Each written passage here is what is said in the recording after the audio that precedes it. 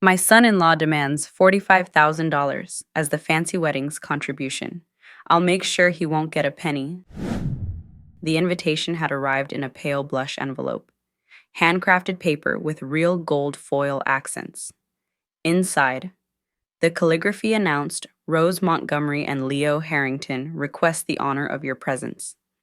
I remember tracing my finger over my daughter's name, feeling that familiar mix of pride and something else, a hollow ache that had been growing since Rose met Leo 3 years ago.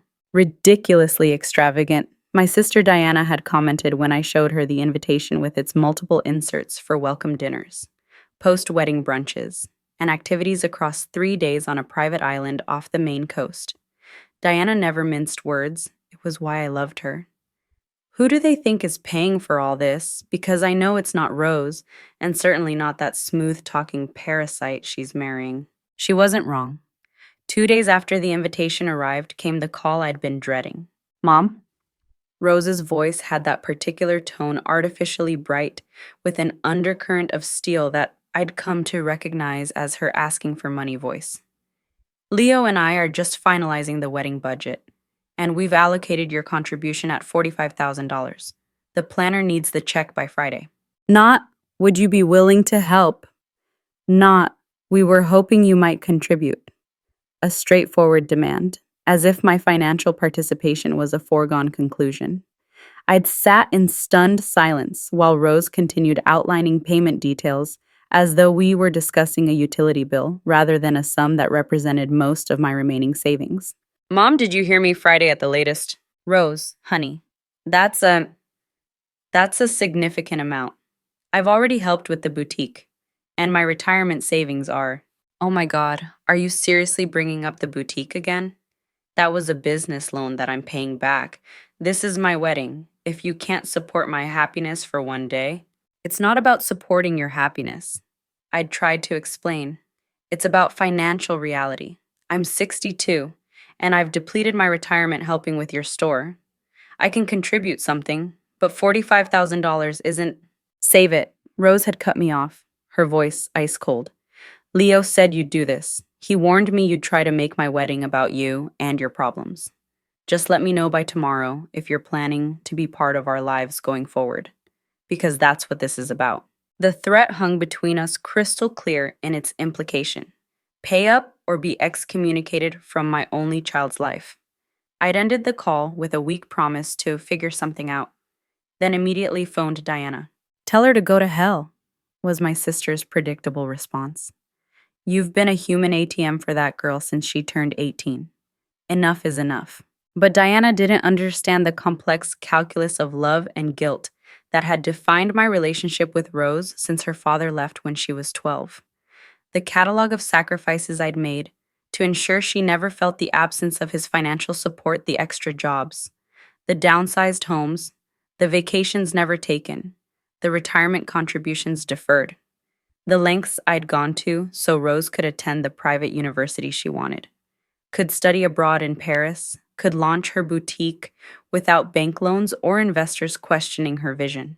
In the end, I'd liquidated the last of my decent investments and written the check. And now, 6 weeks later, I was standing on a picturesque island watching staff arrange white chairs on immaculate lawns, while the Atlantic sparkled beyond like it was complicit in this charade. The champagne glass in my hand was probably worth more than my sensible navy dress that Rose had sniffed at during the rehearsal dinner. Couldn't you have found something a little more special? Mom, you look like you're contemplating pushing someone off that scenic cliff, came Diana's voice beside me. My sister, 5 years older and infinitely wiser, handed me a fresh glass of champagne to replace my empty one, preferably the groom. I couldn't help smiling. Is it that obvious? Only to someone who's known you your entire life. She looped her arm through mine. It's not too late to put a stop payment on that check. You know, the caterers haven't been paid yet. Diana, I'm just saying, that money was supposed to be your security. Instead, it's paying for ice sculptures and whatever the hell a champagne wall is. She gestured toward an elaborate display being constructed near the reception tent. Rose would never forgive me. Diana gave me a pointed look, And what exactly have you gotten for your endless forgiveness of her? Before I could respond, a flurry of activity caught our attention. The wedding planner, a whippet thin woman with a permanently pinched expression, was rushing toward us, trailed by Rose in a silk robe, her hair in elaborate curlers. Mother, there you are, Rose said, not quite making eye contact with me. We need to discuss the seating arrangement. I thought that was finalized weeks ago, I said, remembering the detailed chart I'd been asked to review. It was, but there's been a change. Leo thinks, well, we both feel it would be better if you weren't at the family table. I blinked, certain I'd misheard. Excuse me. It's just that Leo's parents are traditional, and with you coming alone, it creates an imbalance. We've put you at table 7 with my former roommates. They're fun. You'll like them. Rose's tone made it clear this wasn't up for discussion. You're moving your mother from the family table? Diana interjected, her voice dangerously quiet. After she wrote a check for $45,000 to fund this spectacle. Rose shot my sister an annoyed glance. Aunt Diana, with all due respect, this is between Mom and me, and it's not like I asked her to pay for everything. Leo's parents covered the rehearsal, dinner, and the honeymoon. How generous of them, Diana said dryly. It's fine, I said automatically. The peacemaker as always. Table 7 is fine. Great, Rose looked relieved, already turning away. Oh, and the planner needs your credit card for the welcome bag situation. There was a mix-up with the monogrammed water bottles, and we had to rush order replacements. It's about $4,000. You don't mind, right? Since you're already handling the little extras. The little extras had somehow expanded from flowers and cake to include the band, the photographer, the videographer, and apparently now, monogrammed water bottles for 200 guests who probably wouldn't notice or care. Actually, Perfect. Thanks, Mom. Rose was already walking away, waving the planner toward me to collect my payment details. Diana waited until the planner had processed my credit card and moved out of earshot before speaking. That's it. I'm done watching this. Either you put a stop to it, Catherine, or I will.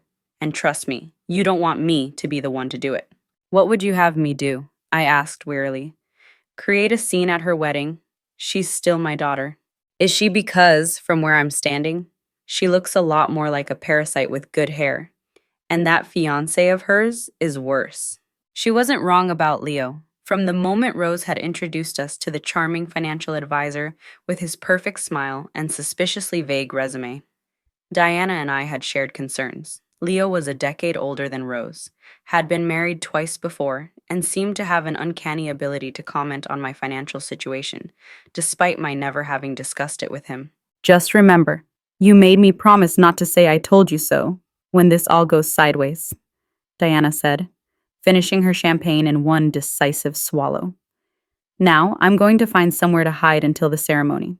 If I have to watch you get bled dry for one more minute, I might cause that scene you're so desperate to avoid.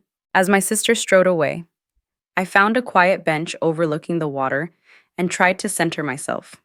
How had my relationship with Rose deteriorated to this point?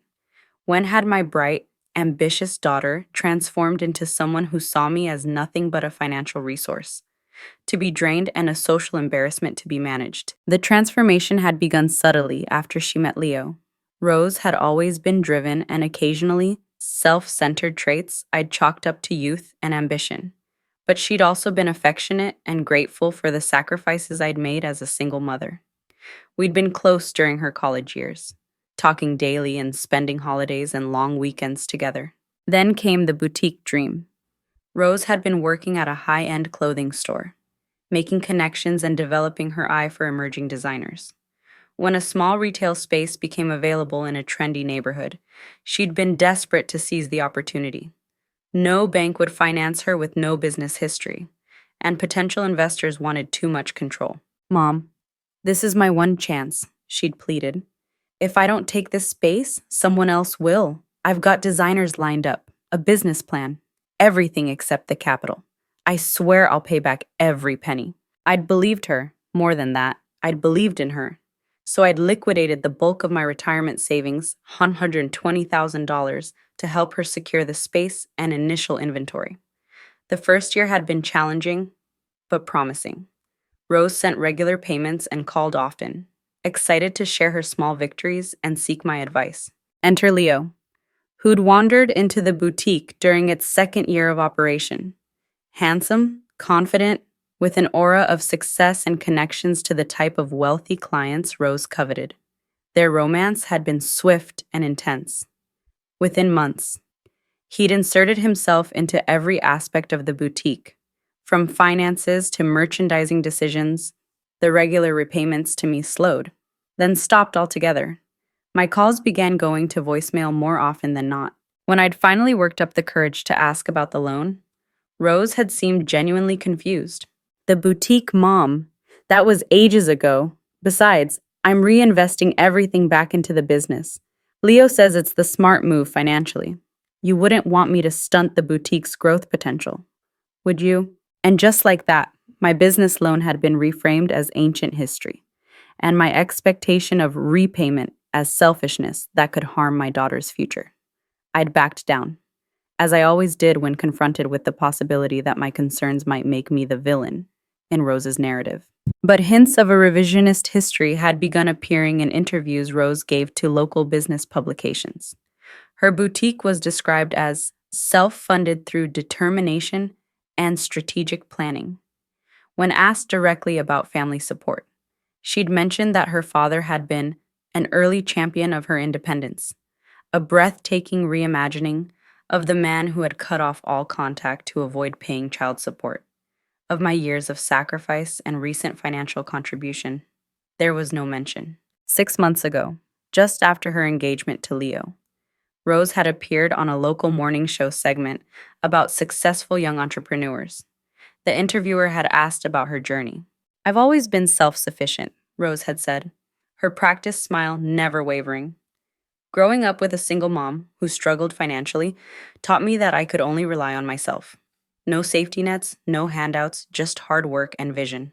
I'd sat alone in my apartment, downsized yet again, to free up capital for Rose's boutique, watching my daughter erase my decades of support with a few glib sentences. That night, I'd called my old friend Marcus, who had recently retired from his accounting firm. Just a hypothetical, I'd said after catching up. If someone wanted to verify the financial records of a small business, say, to ensure their investment was being properly utilized, what would that process look like? Marcus, bless him, had understood immediately. This about Rose's boutique, the one you remortgaged your condo to fund? I didn't remortgage. I'd protested weakly. I just liquidated some investments earlier than planned. Catherine, we've known each other since college. I helped you set up your retirement portfolio after Greg left. I know exactly what you did for that boutique. And I'm guessing from this call that Rose hasn't been holding up her end of the deal. The conversation had ended with Marcus offering to take a look at things if I could get him access to any financial documents. I'd thanked him, but said no. Not yet. Still hoping that Rose would remember her promises without intervention. The wedding invitation had arrived 2 weeks later. A bell chimed, pulling me from my thoughts. The ceremony would begin in 30 minutes. I stood, smoothing my navy dress, the one Rose had deemed inadequate despite its being the most expensive item of clothing I'd bought in years, and headed towards the seating area. Along the way, I passed a small building that had been converted into a preparation suite for the bride and her attendants. The door was ajar, voices spilling out. "Is it taken care of?" Rose's voice, tense and impatient. "All set," Leo's smooth reply. "I've moved the last installment from your business account to the wedding fund. The caterer is paid, and we'll have enough left over for the down payment on that property I told you about." My business account, Leo. I thought we were using the wedding gift money for that. Change of plans. Your mother's check wasn't quite as much as we needed, and the gifts have been underwhelming. But don't worry, the boutique is doing well. This is just a temporary reallocation. But that account has next quarter's inventory budget. The fall shipments? Rose, trust me, this is my area of expertise. We'll replace the funds after the honeymoon. No one will ever know. There was a pause, then Rose's voice, smaller now. "I guess you're right. You always are about money stuff." "Exactly. Now, About your mother, I've been thinking we should consider limiting contact after the wedding. She asks too many questions about the boutique's finances. It's uncomfortable. She did seem weirdly interested last time she visited the store, kept asking to see the books. Precisely. That kind of helicopter parenting isn't healthy for you or the business. A bit of distance would be good for everyone. I stood frozen, a chill spreading through me despite the warm summer air. They were planning to cut me out of Rose's life after taking my money, after using the boutique funds I'd provided to pay for their extravagant wedding, after everything. Something inside me, something that had bent and yielded for years, finally snapped, with hands that were surprisingly steady. I pulled out my phone and sent a text to Marcus. Remember that hypothetical from a few months ago? I'd like to make it a reality. How soon can you start? His reply came within seconds. For you tonight. Send whatever you've got. I had plenty. Despite Rose's increasing secrecy, I still had legal access to many of the boutique's accounts as an initial investor. I had copies of the original business plan, loan agreement, and quarterly reports from the first year. Most importantly, I had PDF scans of every check I'd written, every transfer I'd made, every investment I'd liquidated to fund Rose's dream. With methodical precision, I forwarded everything to Marcus, adding Leo's full name and what little information I had about his background. Then I sent one final message. I'll have more after the reception. Thank you. By the time I took my seat at table 7, not with family, but with Rose's former roommates, who were more interested in their phones than conversation with the mother of the bride, I felt strangely calm. For the first time in years, I wasn't just reacting to Rose's demands or calculating how to rearrange my finances to accommodate her latest need. I was taking action. The ceremony was picture perfect, exactly as Rose had envisioned. She looked beautiful walking down the flower-strewn aisle, though I couldn't help noticing she'd chosen to be escorted by Leo's father rather than walk alone or ask me to accompany her. Another small erasure, another revision to our history. During the reception, I played my part smiling for photos when summoned, making appropriate small talk, complimenting the details that had cost me so dearly. When Rose and Leo made their grand entrance as husband and wife, I applauded with everyone else, ignoring the ache in my chest. Midway through the evening, as the party reached its peak, my phone vibrated with a message from Marcus. Call me, now. I slipped away to a quiet corner of the property, a small gazebo overlooking the water, and dialed his number. Catherine, are you sitting down? Marcus asked without preamble. That doesn't sound promising. It's not. I've only had a few hours to look into this, but what I'm seeing is concerning. There are significant irregularities in the boutique's accounts, large withdrawals without corresponding business expenses, inventory discrepancies, tax filings that don't match the actual revenue. I closed my eyes. Leo. Almost certainly. And there's more. Your new son-in-law has quite a history. 2 previous divorces? Yes. But also a SEC investigation from his time at a wealth management firm in Boston. Charges were dropped, but he left the firm immediately after. He's not currently registered as a financial advisor, though that's how he presents himself. What does this mean for Rose's business? Marcus hesitated. Based on what I'm seeing, the boutique is being systematically drained. It's showing a profit on paper, but the actual cash reserves are dangerously low. Fall inventory hasn't been ordered, despite what the books say. And there's a pattern of transfers to an account I haven't been able to trace yet. But I'm working on it. So he's stealing from her, I said flatly. From both of you, technically, since your investment is still on the books as a business loan. Catherine, if this continues, the boutique will be insolvent within months. The music from the reception floated across the evening air, a jarring counterpoint to the conversation. Rose and Leo would be cutting their cake soon, a towering creation that had cost more than my monthly rent. What do I do, Marcus? Legally, you have options as an investor with a formal loan agreement. You could demand an audit. You could even pursue fraud charges if we find sufficient evidence. But it would devastate Rose. I finished for him. Potentially, though from what you've told me, she's deeply entangled with Leo already. The longer this continues, the worse the fallout will be when it inevitably crashes. I thanked Marcus for his help and promised to call him the next day to discuss next steps.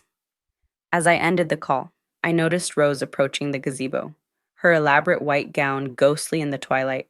Mom, we're cutting the cake soon. The photographer is looking for you. I studied my daughter's face. Beautiful, flushed with excitement and champagne, but with a tightness around her eyes that was new.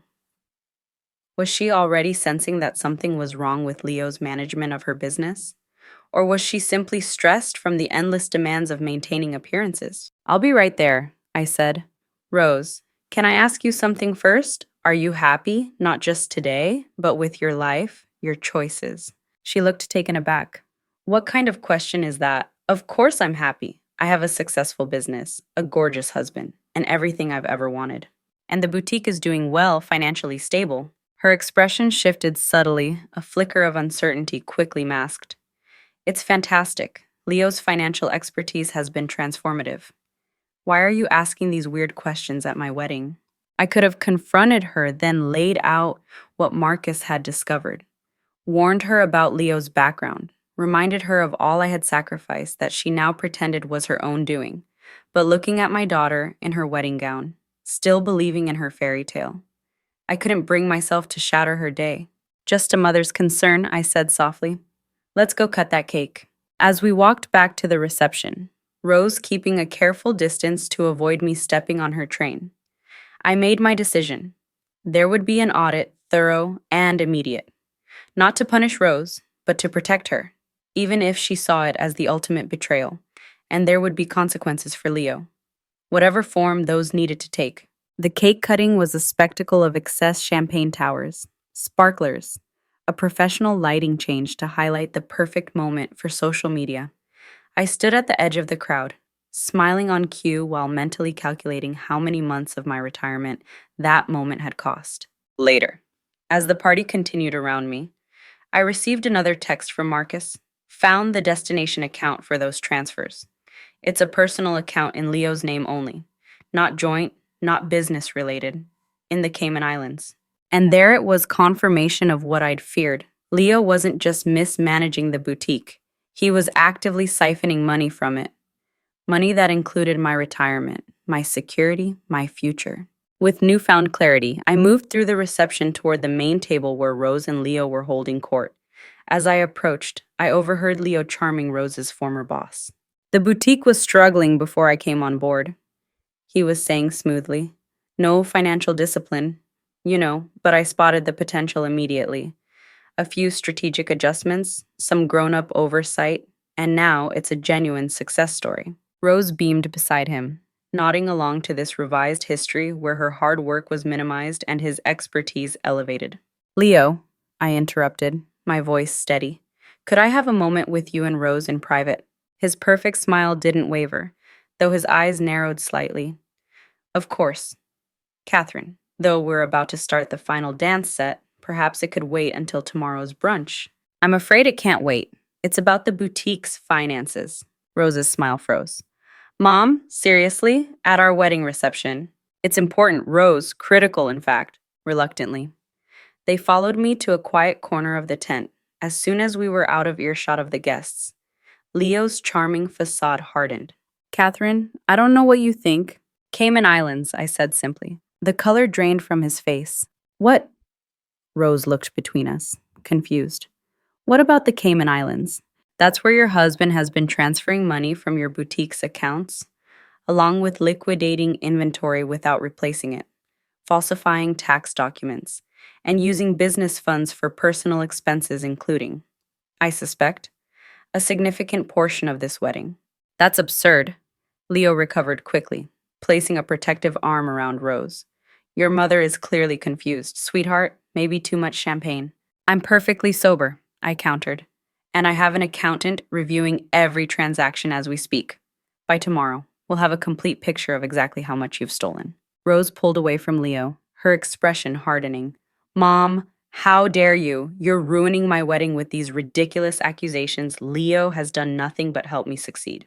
Has he? When was the last time you personally reviewed the boutique's finances, checked inventory against the records, reconciled the sales tax payments. A flicker of uncertainty crossed Rose's face. Leo handles the financial side, so I can focus on creative direction. It's a division of labor that works for us. And that's exactly what he was counting on. I turned to Leo, who was now glancing around as if calculating his escape route. The audit begins tomorrow. I've already contacted the bank to freeze the business accounts pending investigation. And my friend at the SEC was very interested to hear about your current activities, given your history. Leo's expression shifted from charming confidence to cold calculation in an instant. Rose, your mother is having some kind of breakdown. We should call someone to help her. Stop it, Rose snapped, surprising us both. She turned to me, her voice tight with controlled fury. Mom, I don't know what you think you're doing, but you need to stop. Now. Leo and I are leaving for our honeymoon tomorrow. Whatever bizarre concerns you've invented can wait until we return. They can't wait. Rose, your boutique won't survive another month at the current rate of withdrawal. The fall inventory hasn't been ordered. Despite what Leo has told you, there's no money left to order it because it's in his personal offshore account. For the first time, doubt crept into Rose's expression. The fall inventory, Leo told me it was all handled weeks ago. Check your vendor's online portal, I suggested. Right now, I'll wait.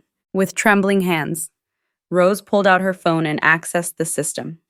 As she scrolled through, her face crumpled. There's nothing here. No orders, no confirmation emails, nothing since spring. Leo moved closer, attempting to see her screen. There must be a system error, I personally confirmed. Don't, Rose cut him off, stepping back. Just don't speak right now. She looked up at me, her eyes filling with tears. If what you're saying is true, the boutique is in serious trouble, I confirmed gently. But not beyond saving if we act quickly. I've already contacted Marcus, remember him? He's prepared to help sort through everything, establish exactly what's happened, and develop a recovery plan. Leo's charm evaporated completely. This is ridiculous, Rose. Don't listen to these paranoid accusations. Your mother has never approved of me, never approved of us. She's trying to come between us on our wedding day. The way you tried to come between Rose and me, I countered, convincing her to stop repaying her loan, suggesting she limit contact with me, planning to use her boutique funded with my retirement savings as your personal ATM. Rose's head snapped up. You told me to limit contact with my mother. Leo's expression hardened. Your mother is financially controlling. Rose, always holding that loan over your head, constantly asking about the business. For your own independence. Stop, Rose's voice was ice cold. Mom has never been controlling about money, ever. She funded the boutique when no one else would take a chance on me. She's never pressured me about repayment, even though I promised to pay her back. She turned to me, tears now streaming down her face. I'm so sorry. Mom, I got caught up in everything the boutique's success. The wedding. Leo's confidence and I lost sight of what matters, of who has always been there for me. It was the apology I'd been waiting years to hear, but there was no triumph in it, only sadness for the pain my daughter was experiencing and would continue to face as Leo's deceptions were fully revealed. Rose, a voice called from across the tent. They're waiting for your farewell dance. Rose looked around, suddenly remembering where we were surrounded by guests who expected a perfect conclusion to a fairy tale wedding, unaware of the drama unfolding in our quiet corner. I can't, she began, her voice breaking. Yes, you can, I said firmly. Go finish your reception. Dance. Say goodbye to your guests. Maintain the appearance of normalcy. Meanwhile, I'll have hotel security discreetly monitor Leo to ensure he doesn't leave the island. Tomorrow, we'll deal with everything else. You think you're so clever, Leo hissed under his breath, but you have no idea who you're dealing with. Neither did my daughter, I replied calmly. That's being rectified as we speak. As Rose reluctantly allowed herself to be led back to the dance floor, I sent a final text to Marcus, proceeding with full audit, contact SEC and local authorities. Rose is aware now and on board. Then I approached the wedding planner, who was directing the staff to prepare for the couple's grand exit. There's been a change of plans, I said pleasantly. Mr. and Mrs. Harrington will be departing separately. Mrs. Harrington will leave with her mother. Mr. Harrington will need his own transportation. The planner's eyes widened. But the sparkler send-off, the vintage car, will no longer be necessary, I finished for her. And any final payments due will come from me directly, not from the boutique account. Make sure all vendors know that. As the evening drew to a close, I watched Rose go through the motions of a happy bride while Leo circulated among guests, no doubt establishing his alibi and planning his next move. Diana found me by the dessert table, eyebrow raised in silent question. You were right about Leo, I said quietly. And about Rose, to some extent. But things are changing now. Did you finally stand up for yourself? I considered the question, not just for myself, for Rose too, even though she doesn't fully understand that yet. I sighed, watching my daughter force a smile for the photographer. We have a long road ahead, but at least we're on it together. And Leo will soon discover that underestimating a mother's determination was his most costly mistake. Diana smiled with grim satisfaction. Now that's the Catherine I've been waiting to see. About damn time. The grand wedding that had been designed to elevate Rose and Leo's social status ended not with a triumphant, sparkler send-off, but with quiet confusion. Rose left with me, still in her wedding gown, but with her makeup streaked by tears. Leo was escorted to a separate hotel by security guards who had been briefed to keep him under observation until authorities arrived in the morning. As our boat pulled away from the island, Rose stared back at the twinkling lights of the reception that was still winding down without its bride and groom. I've made such a mess of everything, she whispered.